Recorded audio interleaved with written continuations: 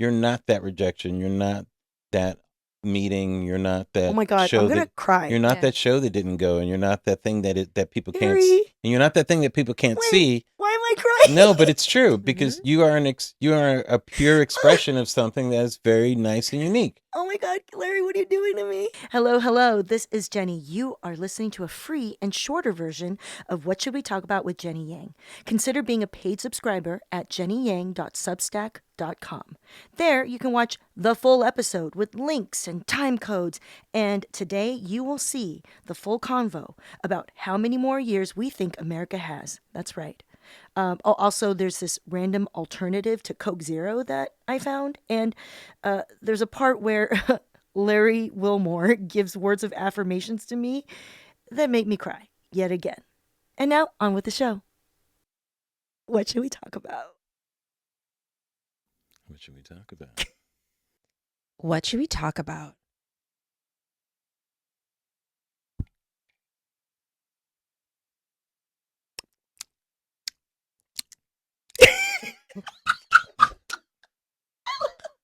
It is Friday, June 6, 2025, and this week, like that one Louisiana Plantation, I am fired up. This is What Should We Talk About with Jenny Yang, your weekly catch-up time with smart and funny people to find joy in an unjust world. We discuss topics submitted by our guests and you, the listener, any topic, current, old, big, small, nerdy, petty. What should we talk about? Leave a voicemail or text at 323-250-3589. Today, we have two of my comedy inspirations. I mean, I get it for him. What? Okay. Yes. Including a comedic writer, director, actor, producer, and podcaster. She created, directed, and was the showrunner of Bajillion Dollar Properties, a semi-scripted series that ran for 4 seasons on the defunct NBC streaming series service, CISO. R.I.P. I feel like I'm delivering this like spoken word. Yeah, I like it. She was also the showrunner and co-executive producer of the NBC Christmas special, A Legendary Christmas with John and Chrissy. And just wrapped up co-hosting the award-winning weekly podcast Add to Cart with Suchin Pak. Iconic Gen X icon, right? True. Yes. Suchin Pak. The one and only. Kulap Vilaysack. Hi, Jenny. Kulap, what do you want to shout out this week? I want to shout out. I have a 2-year-old, and it's nice to be able to just the other day have a little date night with the husband. We had I haven't had happy hour tacos and margaritas in a very long time. That is an underrated joy. Yes. Are we not American if not lovers of a happy hour taco and margarita? Costco. Yeah. And Costco. I mean, we talk about Costco so much on this podcast. I feel like it won't stop. I know. And I know that. And that's why I brought it up. Thank you for being here. We like to do our sort of show me love. Where should we follow you and support you at the top? So why don't you share that with us? Add to cart. We're taking a little bit of hiatus at the end of June, but there's just 200, 300 plus episodes. Go back, check it out. Look at it. Listen to it. Evergreen episodes. Oh, so many. So many recommendations from interesting people. That's right. For what to get. And we ended the series run with a jam-packed episode with Jason Mantzoukas. AKA Zook's Cubes. And there's no other man who gets so horny for packing cubes like a Jason Mantzoukas. So that's a must listen. Jason Mantzoukas, he's both elusive and everywhere. How is that possible? Yeah. Do you know what I mean? Right. Yeah, he's a puzzle of a man. I know that we're supposed to keep this segment short because I'm the producer and I say that, but I do have to share with you one of my most favorite memories of learning improv at UCB was hearing the lore of Jason Mantzoukas doing, back when there was that competition, that Wednesday competition, all the groups would like compete with each other and like we vote. Heralds of whatever. Yeah, okay. Anyway, he was on a team and apparently everyone else was gone. So he had to do a 1-person show. Oh, it's his dream. A 1-person 20-minute show where he said nothing. Oh. And he kept on getting a phone call. That was the lore that I will always remember Jason as. Look, he's a legend. Anyway. How do you maintain a 1-person 20-minute Herald? It's not for me to know without that. talking. Yeah. That was the game. It was like everything in the scene was going to make him say something, but he would figure out a way not to do it. Power of being a Greek, I guess. A Greek? So you're attributing this to an ethnic? Mm-hmm. Oh, okay. That's right. Jason Menzies. Eugenics. Wow. We're going to cover eugenics later. Trust me. Oh, good. Oh, good. All right. Our next guest. What a dream. What a dream that he agreed to show up at my house and not be creeped out. Our next Our next guest is an Emmy Award-winning writer, comedian, producer, actor, and political commentator. He was a creator of the Bernie Mac Show. I'm giving all these credits because people need to know. I don't think people know. You know what I'm saying? Like some people don't know. Preach it. Creator of the Bernie Mac Show and the co-created the PJs with Eddie Murphy and Insecure with Issa Rae. He was a senior Black correspondent on The Daily Show with Jon Stewart. All right, my first impression of our guest. Hosted his own show, The Nightly Show with Larry Wilmore, and hosted Obama's last White House Correspondents' Dinner. Remember those days? That Civilization. Wow. Yeah. We look back at it fondly. Yeah. Currently, he hosts his very own podcast, Black on the Air. Larry Wilmore! Yay! Aw. Me. Yay, you! Larry, what should we shout out? What do you want to shout out this week? You brought up Costco, so it made me think. So my girlfriend and I love Costco. Ugh. We actually have what we call Costco dates, that kind of thing. Corey, tell. you and me win. Yeah. You and me win. So, so here's what we did. So she was out of town. When she came back, we needed some gas in the car. I said, I'm going to go run get some gas. I think I'll go to Costco. I said, let's put our dog Buster in the car. Let's go. So it was kind of a Costco date, got on the freeway so we went to not the closest Costco, but we, wanted to travel a little. And just a simple thing like that was so much joy. Having our dog there too was the key. To be part of the adventure. He's part of the adventure. So we had a little Costco. But things like that to me bring me happiness, Oh. Running to get gas together at Costco. That's nice. Yes, it's small, but it's meaningful. Has that been how you get happiness always, or was this more I get of happiness in little things. Okay, always. Always. You've always known this. 1,000%. Okay, that's nice. Because some people don't have those joys. Yeah, it's interesting because it's like showbiz is something where it doesn't affect my happiness, because it's something that Can you tell us the secret? You're neutral. Well, it's not who I am. It's what I do, Ah, and Zen. what a concept. raising children is who I am, and having a relationship with people, that's who I am. But writing jokes and telling jokes is what I do, or Right. that type of thing. So no, early on, I just learned to separate that because it's too much, and it's Ugh, it's just a thing. So Love that. wow, Aspirational. truly. How do we separate ourselves from Yep, our you achievements? got to do it. Wow. Or Do it, lack do it, do it. thereof. Mhm. I knew I needed to seat you next to me. Moral support. We can have a therapy session here if you guys I mean, let's listen. put We can it turn on into the that if you want. docket. Honestly, Larry, you have an incredible I'll be the therapist doc- voice. You have a Oh, very thank you. soothing, warm voice. You've heard this before. Yeah, absolutely. When I was there's this God, I have a couple of weaves here, so you have to. Yeah. So one weave is that a friend of mine is a life coach, and he taught me this thing that's very bizarre, where people have 3 ages. Okay, one is your actual age, chronological age. Another is I'll call an age of identification, and another is like your soul age. So there's like 3 different ages, and usually you can tell in someone's face like what one of the ages are. Yeah. And Not Asians, though. Asian women can't tell the yes, age. you can. Do me. What? Do me. Well, I have to talk to people a little Okay, bit all right, too all to right. get At all the of it. Actually, end it's not of fair. the episode. It's not fair. We can't ask other people of color. You know what I'm Right. saying? Like Okay, they all right. they have more of an insight. Right. Okay. So when I was young, it's like I have an old soul, Yeah. but I have a youthful age of identification, Yes. So when I was a young actor, casting directors say, "Oh, Larry, can't wait for you to be older." I'm like, "What do you mean by that? What the fuck?" It's because there's a thing that's authority that comes out of me that's Yes. older. So when I got older, I could play like the principal or the doctor or all these authority figures. I was Right. able to learn when I was younger. Who wants to see a 20-year-old, with that unless you're playing the exact right role? It's not the same thing. But and ironically, the very first role that I had was on The Facts of Life, and I played a cop, an authority figure. So there you go. And That's so your you get- persona. Do you know the Enneagram? No. What is that? Yes. It's a personality typology, Oh, okay. and I wonder maybe an 8. I don't know. Mm. You're not supposed to type other people, but Mm. Oh, you're not. Okay. Shout out to who, if we clip this out and you know Yeah. Enneagram, let's take a stab at Larry's. I'll There just you go. call out and say that I'm a 3W2. Oh my God, I'm a 3W4. Okay. This Maybe? sounds like oil. Are you Two sure this is does, like it a does. personality type? WD-40? Yes, I'm WD-40 over here.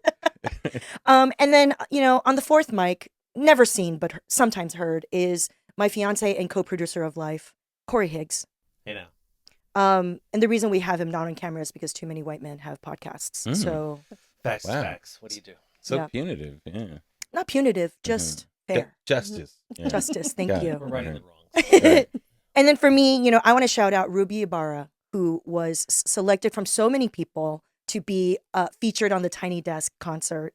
Wow. Like when you're like, thousands of people clamor for this every year. And then when someone is actually selected, incredible. She's so talented, an incredible rapper, represents Filipinas, Pinay folks from the Bay Area. I mean, keeps it real with grassroots political stuff. Yeah. Shout out to Ruby Ibarra. All right. And then small shout out this morning. Mariah Carey released a new song, and I can't not shout that out because And I desperately needed it. what's the vibe? I don't know. What's it Mhm. called? It's a little rap singing. Oh. So it's back to her sort of like mid-tempo rap singing roots Okay. Mm. Okay. of like the Honey days. Yeah. Ooh, know what I mean? It's one a of little my favorite times. The Honey era. Okay. Right? Where she was like extra bimbo. Oh. You know what I mean? Like it wasn't like just a songstress from her original like persona. It was like that like haughty, Yeah. you know what I mean? Yeah. Yeah. And by the way, bimbo I use not in a pejorative way. And I didn't take it that way. I just want to be clear because we know how the internet is. Mhm. Is there a way she's going to be able to turn this into a Christmas song?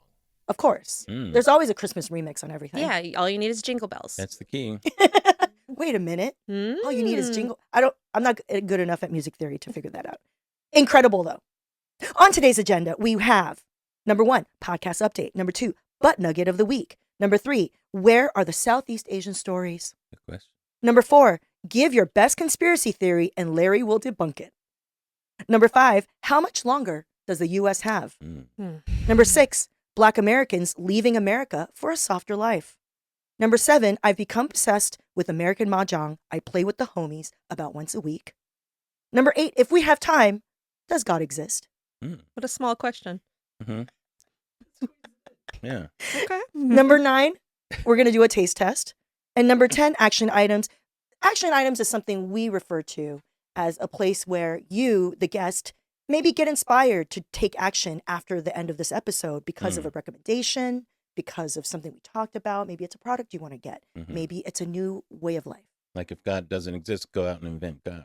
Exactly. wow. So There you that's go. the action Yeah. item section. We'll check back in later. Mhm. Okay. And during the course of the show, you can also make notes to yourself. Oh, okay. Okay. We'll do. Yeah. So for example, before we rolled, we had a conversation about an iPhone Right. tripod Holder, thing. Stand. tripod. stand. Yes. Yeah.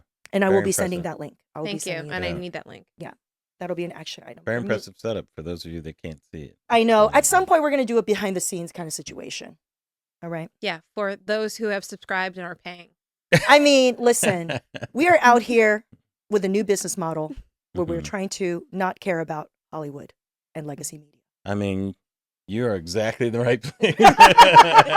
Substack.com, baby. That is exactly where the business is going. by the way. Exactly. And we'll have a chance to talk about that. Jenny's because ahead of the game, you guys. you know what? Because you don't want to feel like you're losing your mind, and because we long for a better world filled with fun, love, joy, and cool shit, this is What Should We Talk About with Jenny Yang? There's no audience. I just do that because I need help. Let's start with number 1, podcast update, just real quick. Yeah. I am doing a live New York City show at Union Hall, Saturday, July 26th. It's a live podcast taping. Wow, that's going to be my first time doing it. I'm going to have a couple guests. It's going to be cute. It's going to be sold out. I hope so. I mean, it's a small room, so yes, it'll be sold out. I'm manifesting it, visioning. It's like the way NBA players envision getting their free throw shots in. Sold out. Great. Yeah, so that's happening at Union Hall, July 26th. Tell your friends. Tell your New York metropolitan area friends, all right? I don't even mind if you're from Hoboken. Number 2, butt nugget of the week. Yes, that is a euphemism for piece of shit. Oh. I wanted to bring up Oh, my okay. suggested butt nugget of the week, and Yeah. that That is, was. we're going to insert a video here with my editor, Giovanna. When you are arguing about illegals that are receiving Medicaid benefits, 1.4 million, 1.4, they are not eligible, so they will be coming off. So people are not, well, we all are going to die. So for heaven's sakes, folks, okay, no, but what you don't want to do is listen to me when I say that we are going to focus on those that are most vulnerable. Those that meet the eligibility requirements for Medicaid, we will protect. That Iowa senator who responded to concerns about the GOP budget bill at a town hall in Butler County, Iowa, by saying, well, we are all going to die. Joni Ernst. Right? Yeah, let's give a little more context. Joni Ernst gave a town hall. She's a senator. She was doing it at Butler County, Iowa. People were concerned that in this GOP big, beautiful bill, budget bill, that the cuts to SNAP and Medicaid, amongst many other things, would kill people. Mm-hmm. That's a fair argument. Right. And she responded by at first saying, well, people are not. And then she stopped herself. And then she said, well, we are all going to die. Yeah, we know. Yeah. I mean, she's not wrong. Yeah. Will this stop her from being reelected, though? So there is a guy, Nathan Sage, who is running against her for U.S. Senate. Oh, Nathan. If you think that this butt nugget is a butt nugget. Then Nathan for you. Nathan for you. Yes. And then just so you know, she was later confronted by reporters and she said, quote, I'm very compassionate and you need to listen to the entire conversation. Mm-hmm. She did not apologize. No. Well, that usually is called a gaffe. And the definition of a gaffe is when a politician actually tells the truth. And so the mask is slipping. Yes. And so by saying we're all going to die, yeah, bitch, exactly. That's what we're talking about, you know. We're talking about hastening it, Yes. speeding it up. Yeah, we're talking about you having power in order to change policies that will affect people's deaths. Right. Okay, Joni, okay. Yeah, I've just been telling people, if you don't know what 5 Calls is, it's a nonprofit that's a website and an app. If you want to just call your senator or your representative with the touch of a button with a preloaded script, oh my God, no effort needed. You could just call up your representative. If you still believe in electoral politics, do it. 5 Calls. Okay? Just do it. Download the app. Do it with dead eyes and an LED mask on. You know what I'm saying? Like, you don't need to put any energy into it, but just call. Oh, wow. What? You go 5 Calls? Do you know about 5 Calls? No, I've never heard of it. Here we go. Wilmore. Jenny, I don't know anything. You can't assume that I know a lot. I get what you mean. I sound smarter than I actually am. Oh, wow. How does that work? It's the authoritative voice, that exactly. vibe, right? That's what I'm saying. Yeah. All right. Yeah. All right. Okay. I think we're over number 2.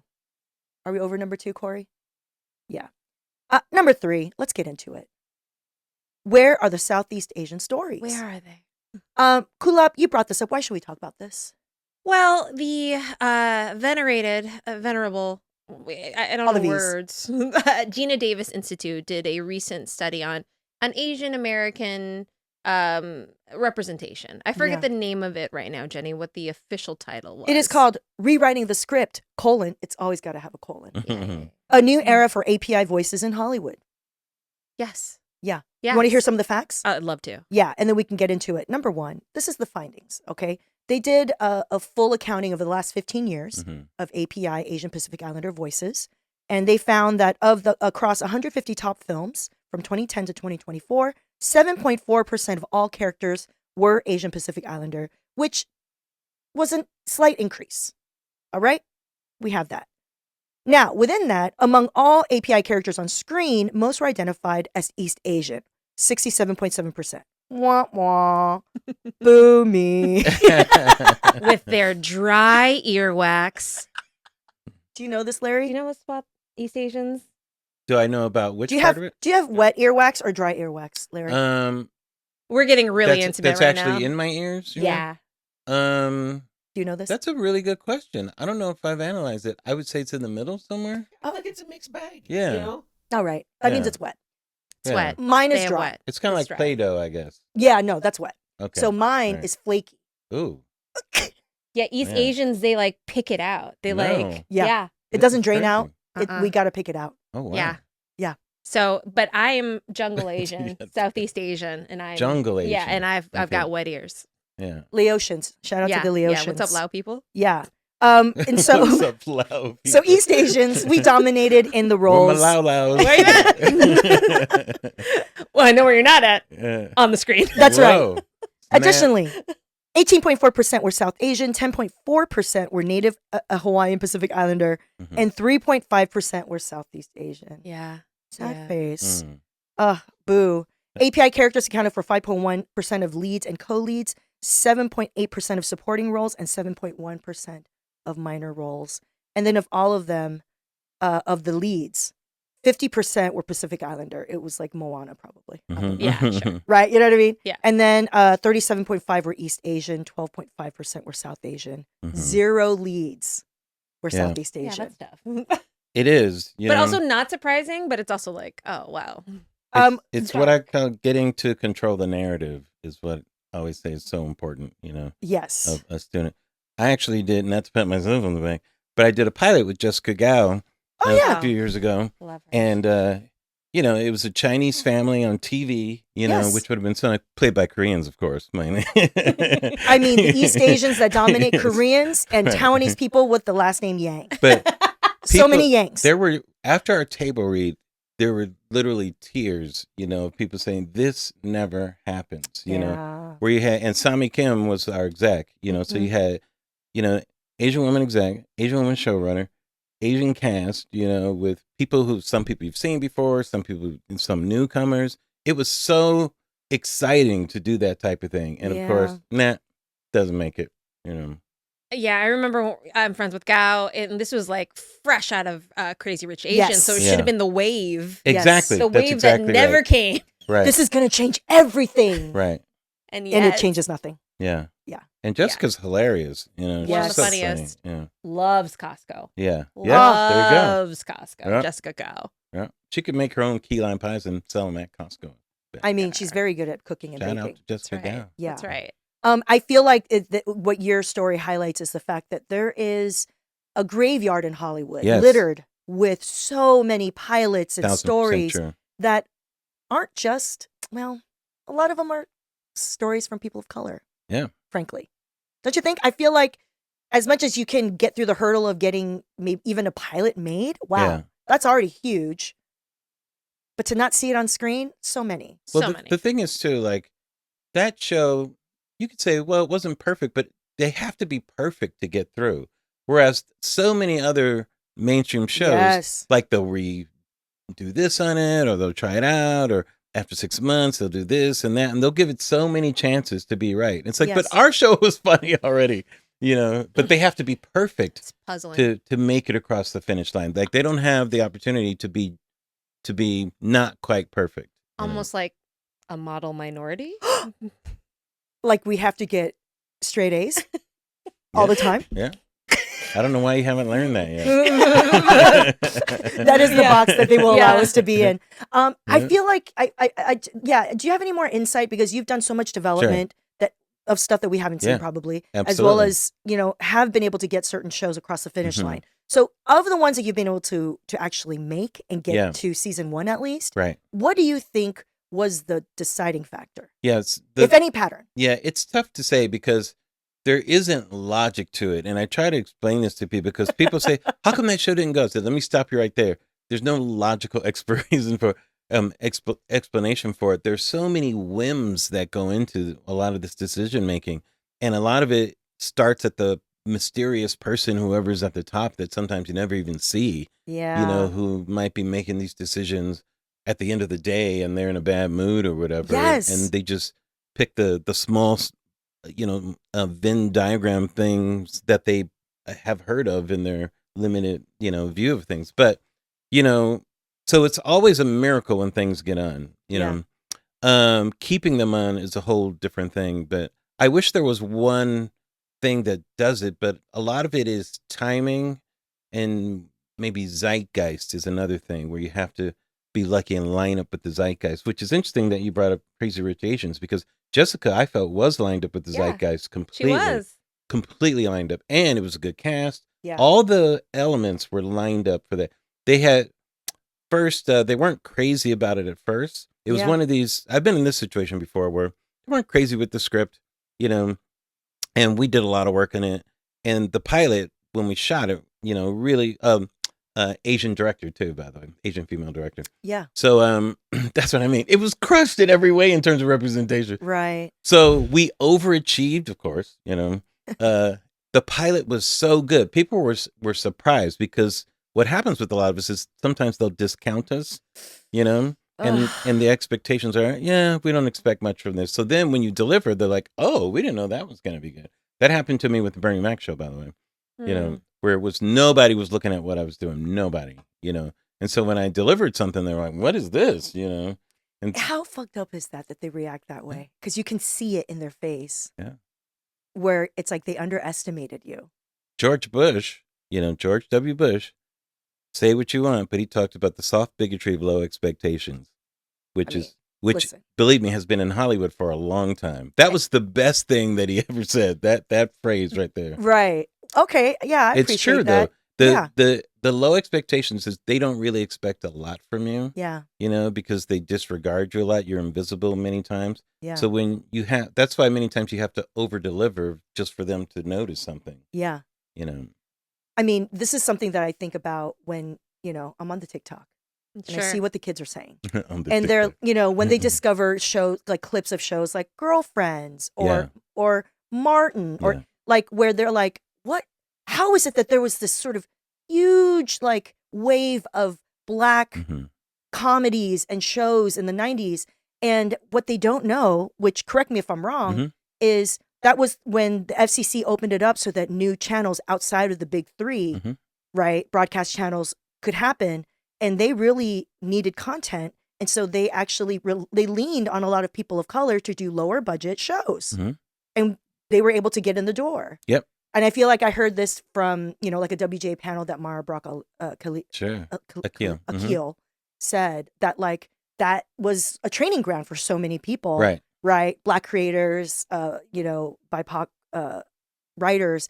And so it's like, well, how can we replicate that? Well, we're past that. Like literally every time anyone's like, even if I'm just slightly ahead of like the next person because of my background, I'm like, any advice I give you, it's done. Like there's the environment that like I came up in versus what it's so different every single time.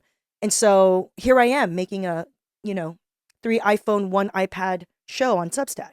Yeah, I mean, I totally benefited from the the streaming, like the only reason why I got a show was because there were so many streamers, right? There was too many streamers. That was a Quibi CISO days. Oh, and you got to Quibi, right? Yeah. That was around that time. Yep. And you were able to. That's why you were able to do all those things. Yeah, I was you able you to acted in it, show run. Yeah, and I direct. mean, it was my I went to fashion school, so it was my film school. Wait, I got to. Did I know that you went to fashion school? The Fashion Institute of Design and Merchandising.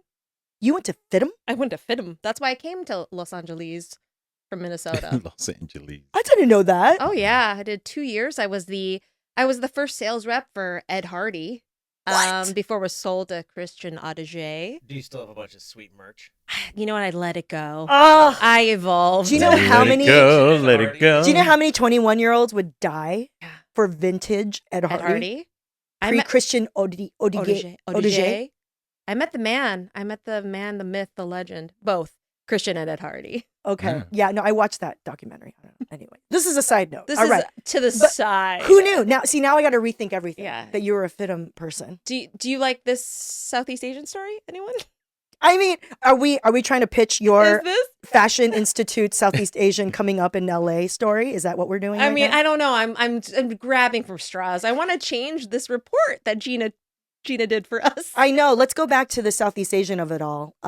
First of all, well, part of it is like first the Southeast Asians. There was this commitment, which I appreciate, which was very much like, okay, we're gonna try to do Southeast Asian stories. Yes, And I'm like, oh, okay, cool. And when describing sort of the narrative of and the stereotypes of that area, and people come from that area, the diaspora from there, it was like we're always talking about the American War in Vietnam.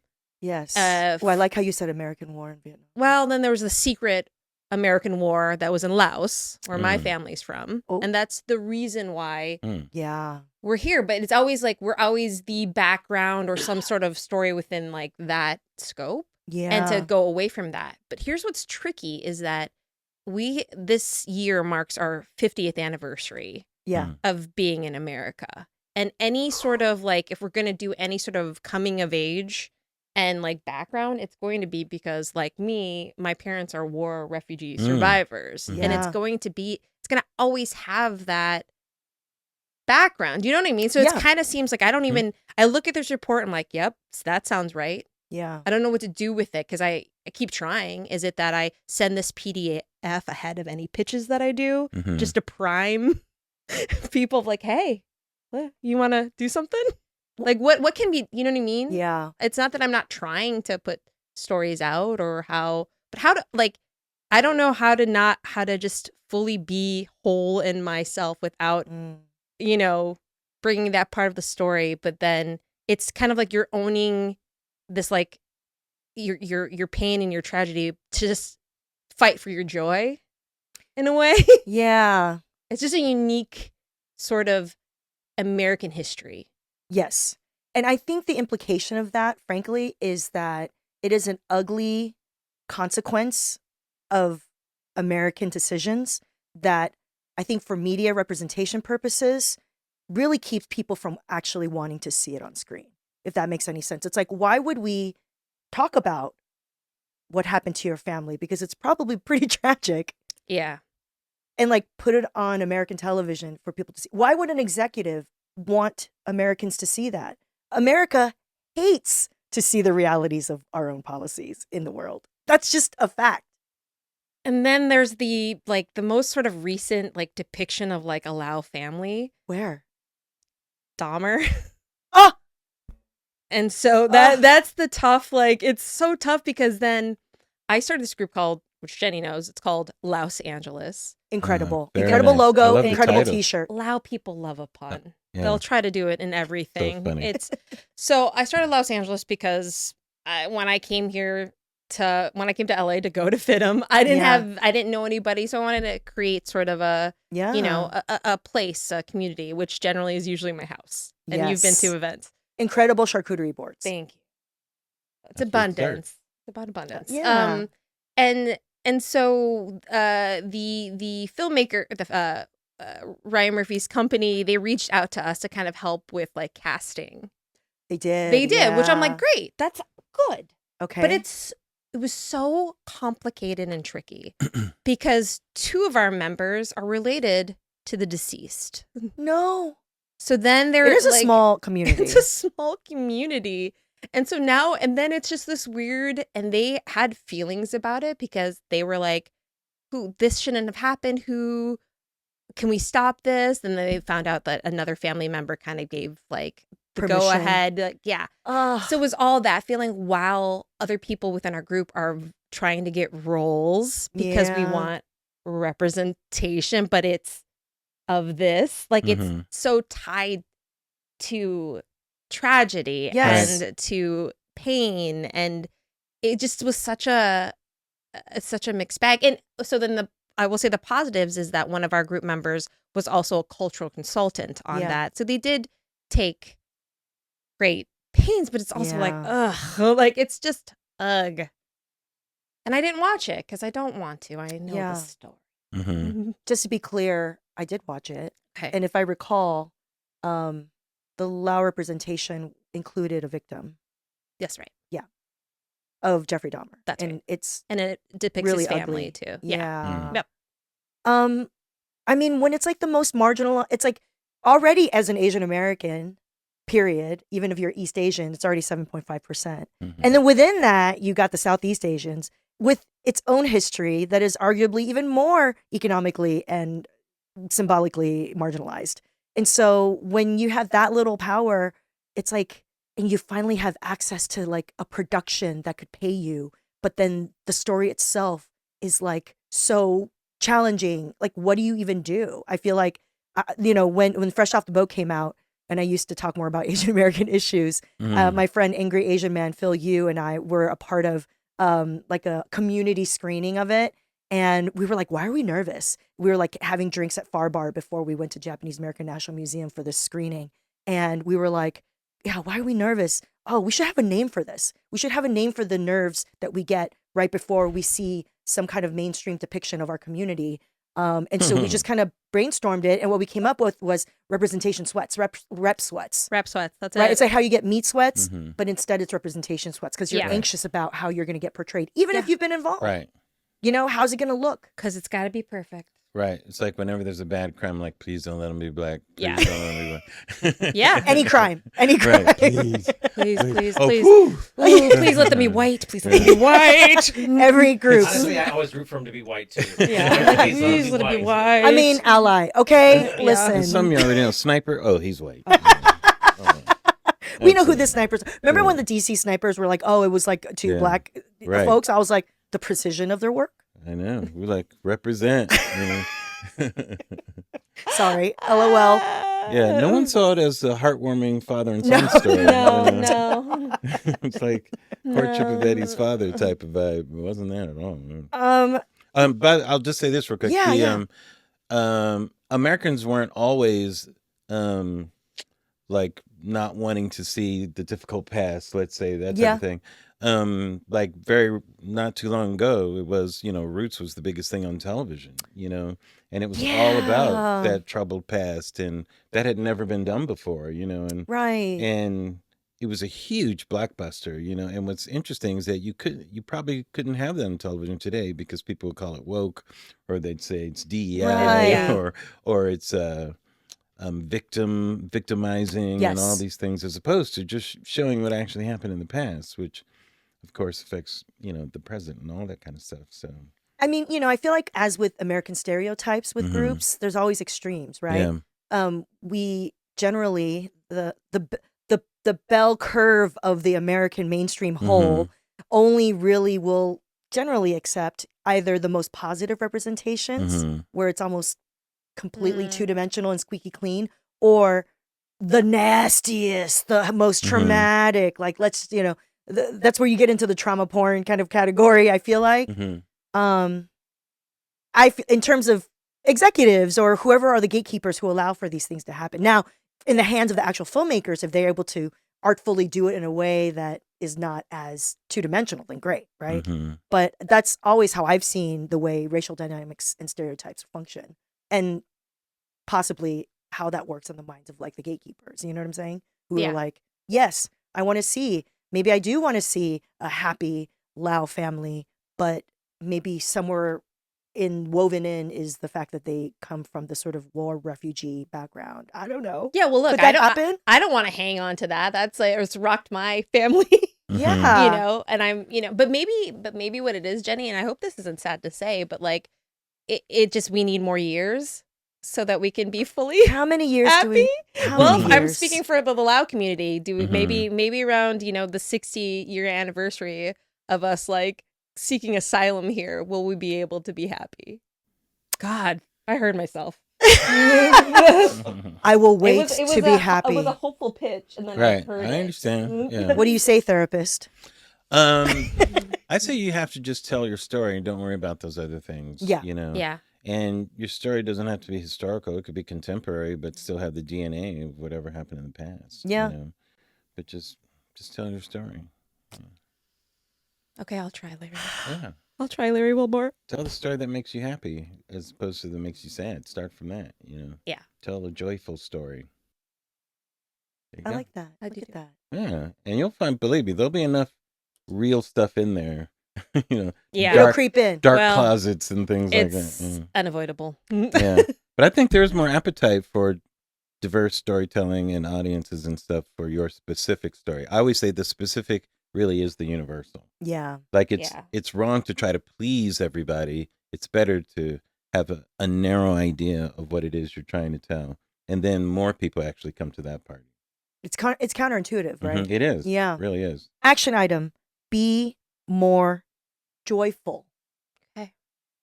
more Costco trips. That's More right. Costco There you go. trips, date nights. There you go. Can we do Costco date You night? know I'm down. You are. But that requires browsing. See, he doesn't like to browse. Oh.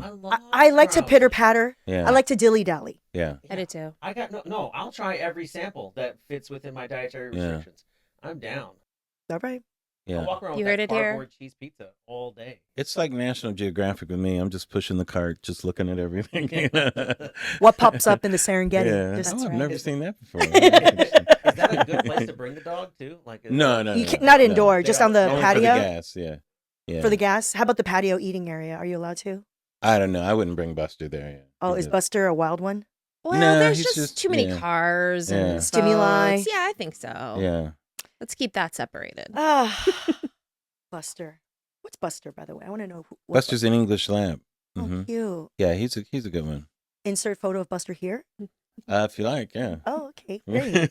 Yeah, why not? People love dogs. Yeah. Number 4. Are we? Number 4, before we move on, do we feel comfortable moving on? Do you feel satisfied? I do. I do. Is there anything else you want to talk about with being able to get more Southeast Asian stories? Taiwanese people with last name Yangs. I'm sorry, Alan Yang, Jenny Yang, Hudson Yang. There's more. There's more. I can't pull Mhm. right now. Janet Yang. There's so many Taiwanese Yangs in Yeah. Hollywood. Mhm. Maybe we need to step back. Look, if you're willing. But Listen, I sold an animated show with 2 other friends to feature Filipino and Vietnamese family. I said, ally, ally, no more Taiwanese, ally, no more. ally.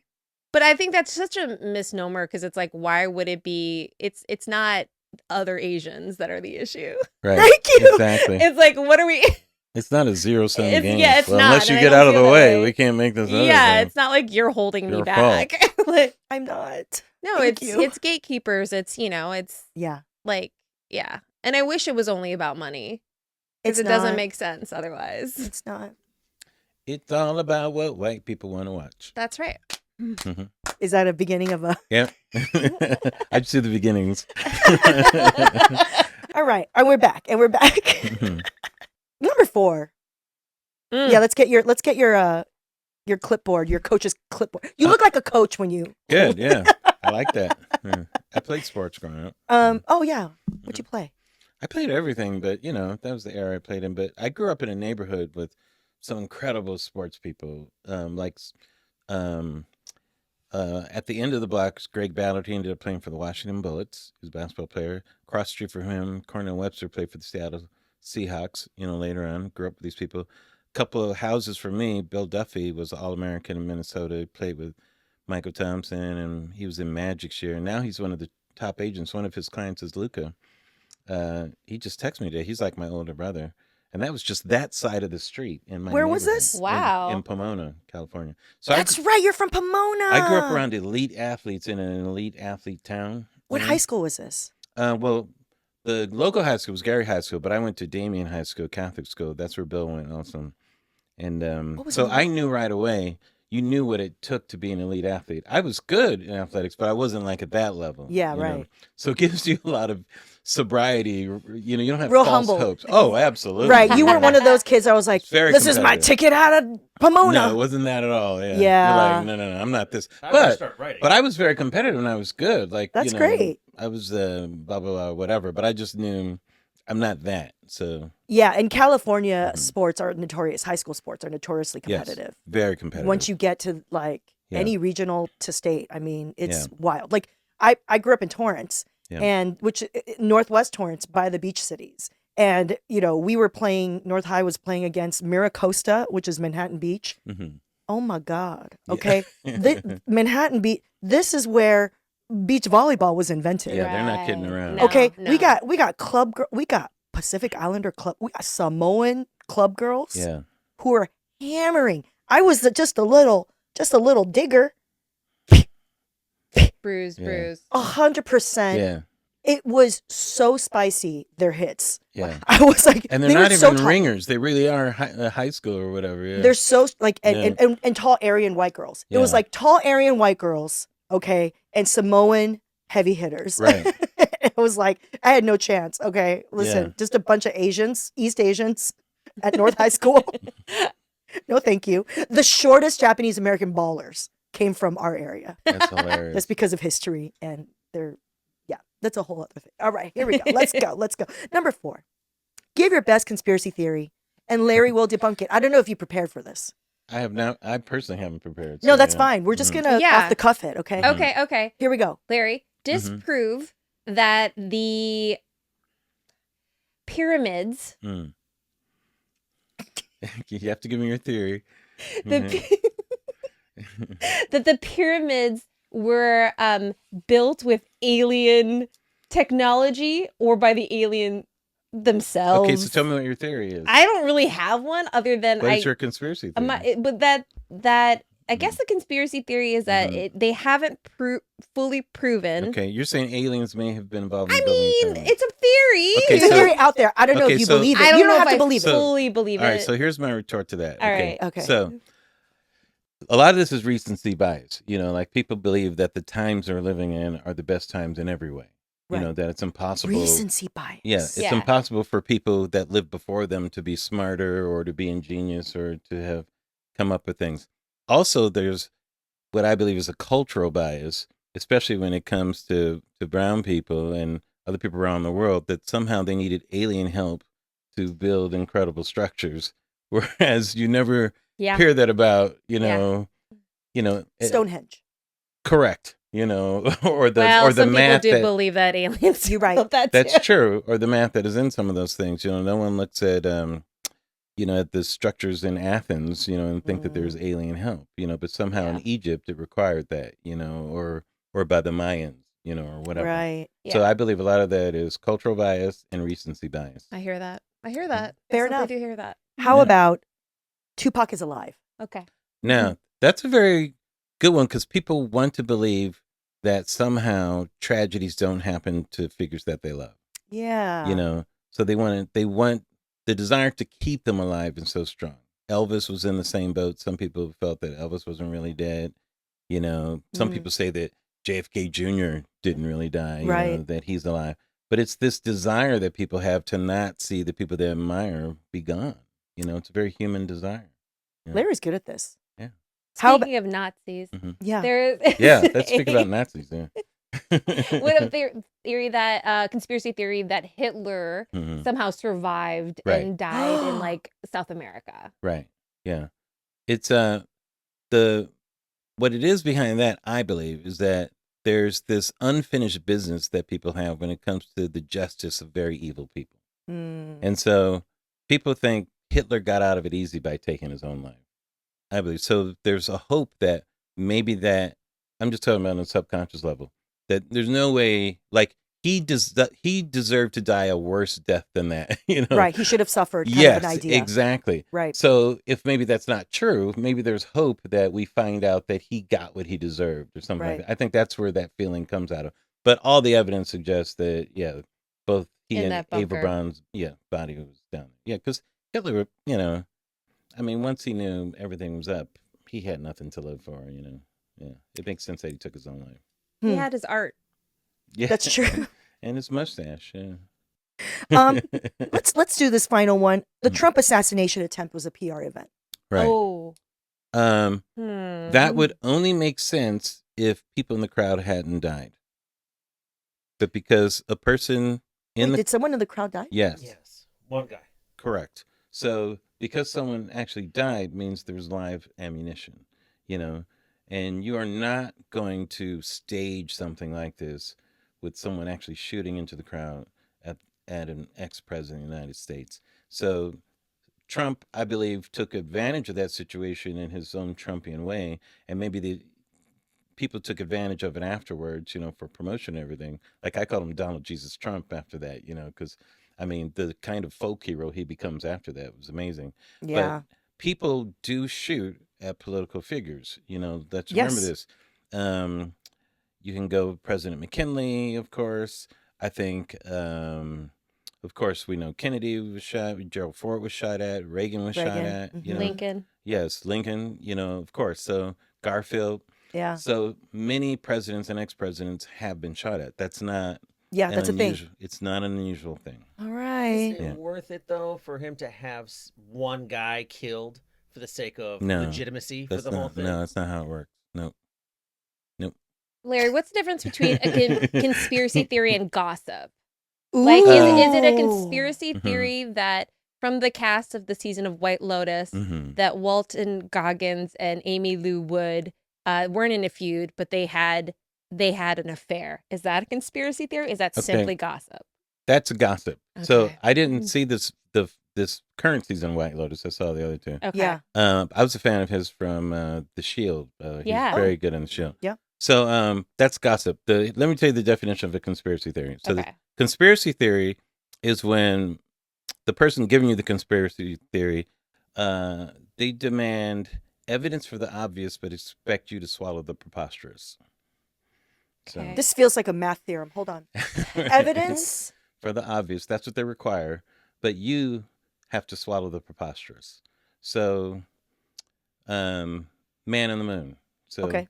they need evidence for what is the obvious of what happened with that, But So- I have to swallow the preposterous that it was all staged. Got it.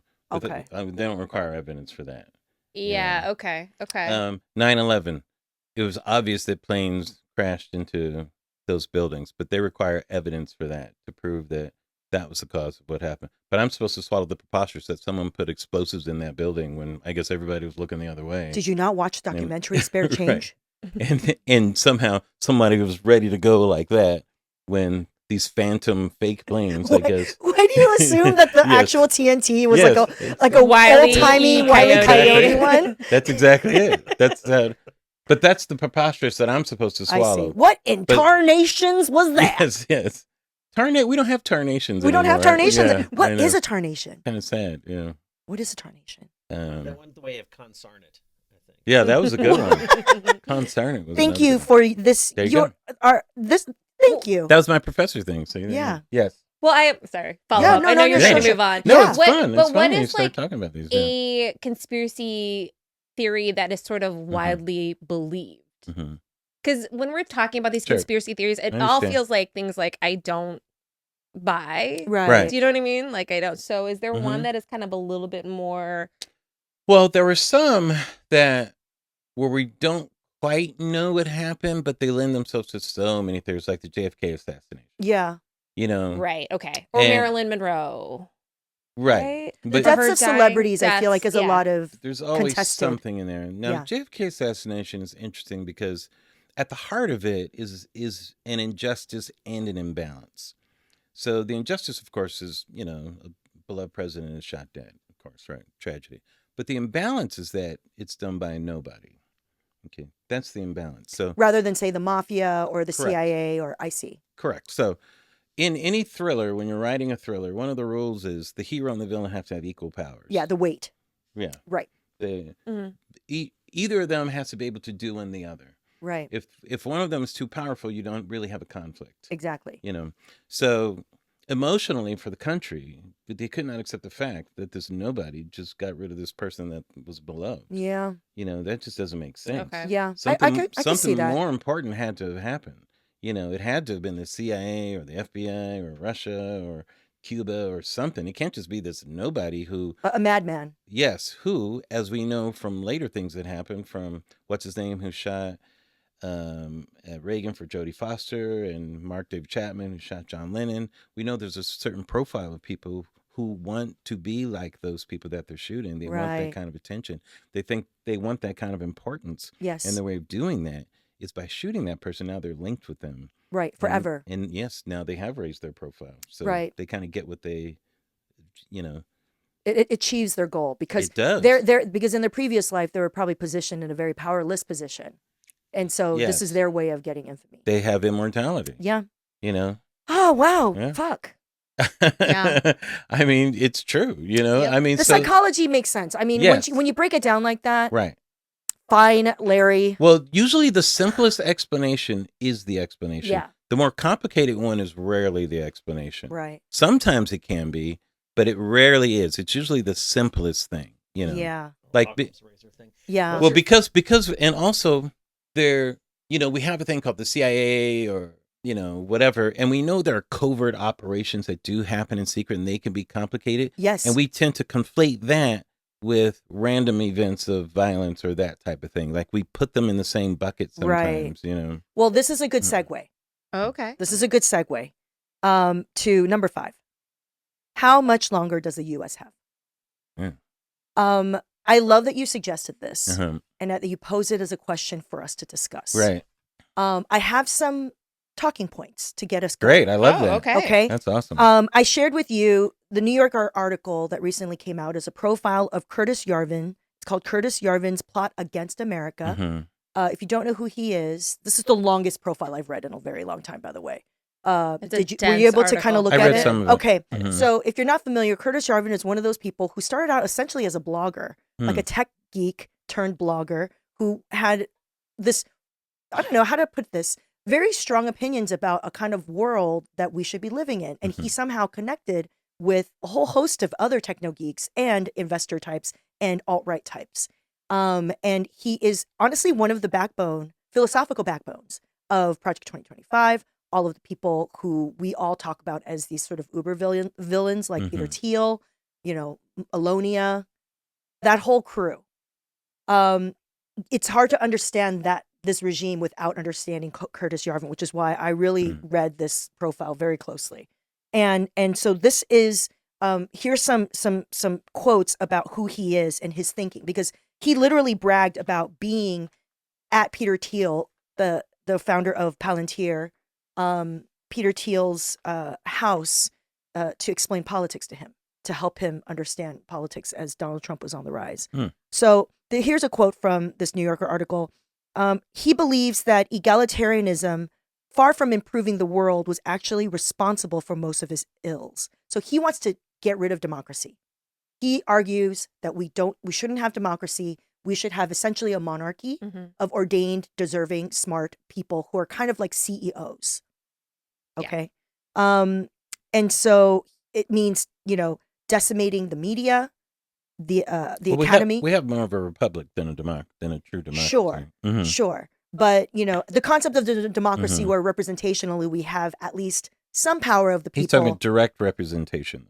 Yes. So he just roughly says democracy. The concept of democracy, no one, the general population is not talking about the republic, but for sure, the general concept of a democracy where we get to vote and we get to have a choice as a people in who represents us. And there's some level of accountability between those who govern us and those who get to like influence them. Right. So he hates the left liberal consensus that has taken over these institutions like academia and the media.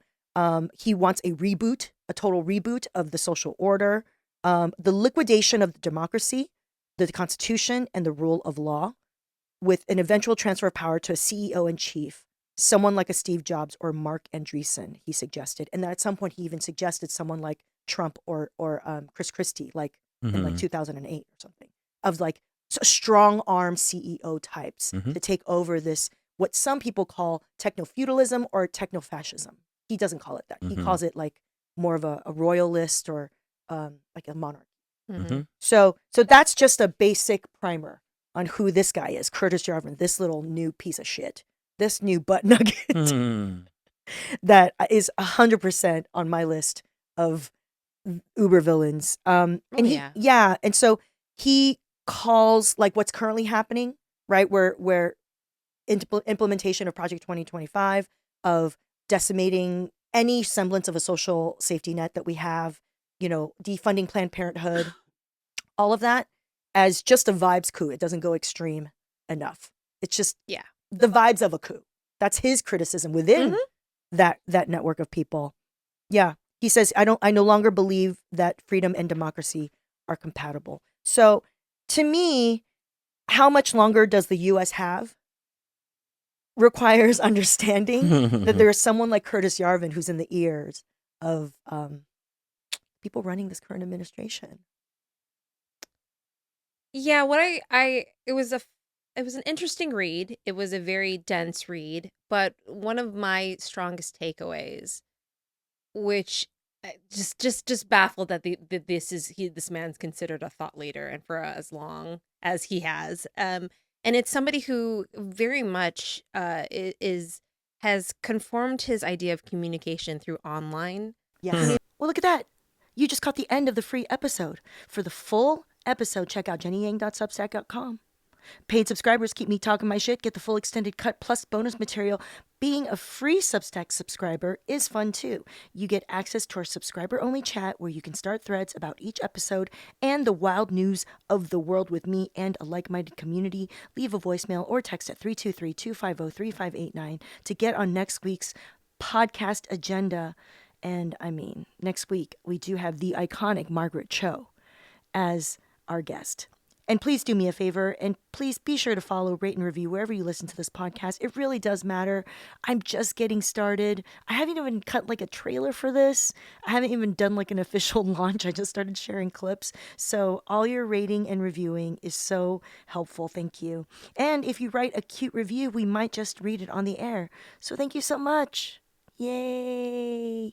I'll see you next week with the Margaret Cho.